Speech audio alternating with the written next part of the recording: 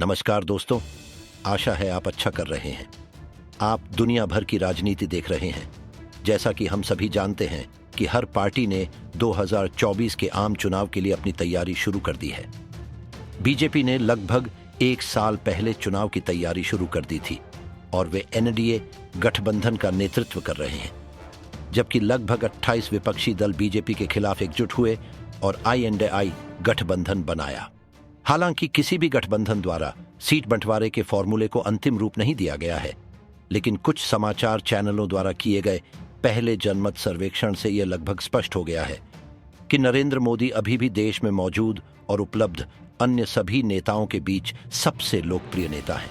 तो आज के वीडियो में हम देखेंगे कि 2014 में पहली बार सत्ता में आने के बाद मोदी ने भारतीय राजनीतिक संदर्भ को कैसे बदल दिया और वे 3 महत्वपूर्ण कारक क्या हैं जिनका उपयोग मोदी ने सभी बाधाओं के बावजूद भारतीय राजनीतिक संदर्भ को बदलने के लिए किया।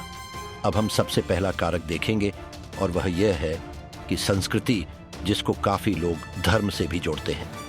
हालांकि कई विपक्षी दलों ने कट्टर दक्षिणपंथी हिंदू राजनीति के लिए मोदी और भाजपा की आलोचना की, लेकिन एक बात जो मोदी ने स्पष्ट रूप से सीखी है कि अन्य नेताओं के विपरीत उन्होंने कभी अपने धर्म के बारे में शर्म नहीं की, या इस अर्थ में हम कह सकते हैं कि उन्होंने कभी भी अपने धर्म को छिपाकर धर्मनिरपेक्षता दिखाने की कोशिश नहीं की।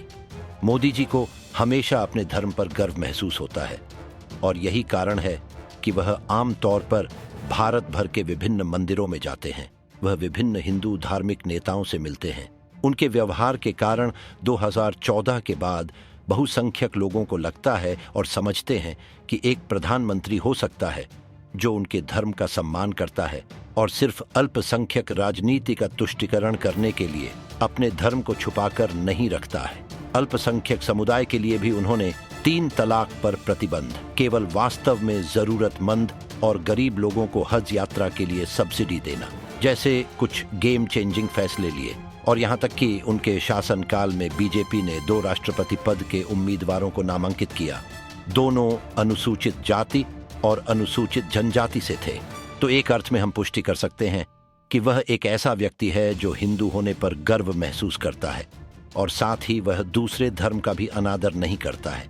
दूसरे कारक पर जाने से पहले मुझे लगता है कि कई दर्शक हमारे चैनल को सब्सक्राइब नहीं कर रहे हैं, इसलिए यदि आप वास्तव में मेरे वीडियो पसंद करते हैं तो कृपया मेरे चैनल को सब्सक्राइब करें, वीडियो को लाइक और शेयर करें और कमेंट सेक्शन में कमेंट करें। अब दूसरे कारक पर चलते हैं जो पहचान है। 2014 के बाद बड़े पैमाने पर भारतीय लोग पहचान शब्द को राष्ट्रीयता के साथ जोड़ रहे हैं।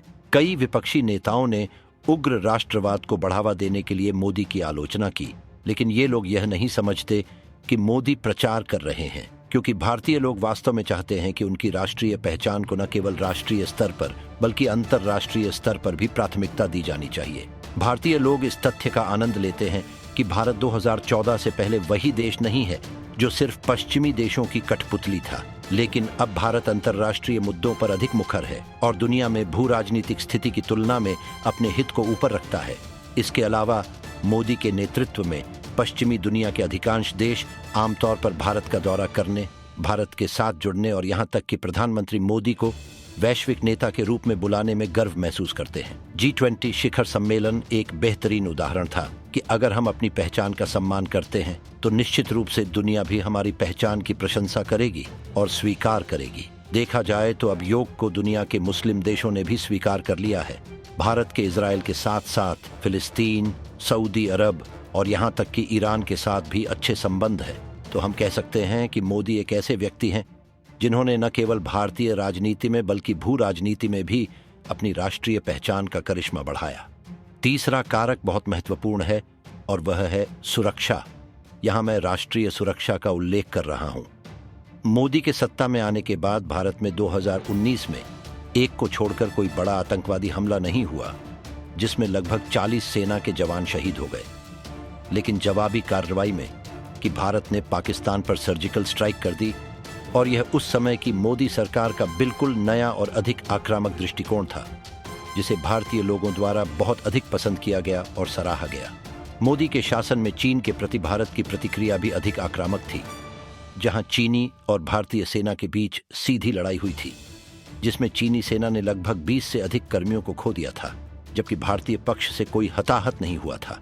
इस उदाहरण पर भी भारत सरकार ने बकफुट के बजाय भारतीय सेना को उचित ठहराया और कहा कि सरकार अपनी भूमि की रक्षा के लिए सब कुछ करेगी। यहां तक कि भारत सरकार कनाडा और यूके में खालिस्तानी समर्थकों द्वारा पैदा किए जाने वाले उपद्रव को भी प्रतिबंधित करती है।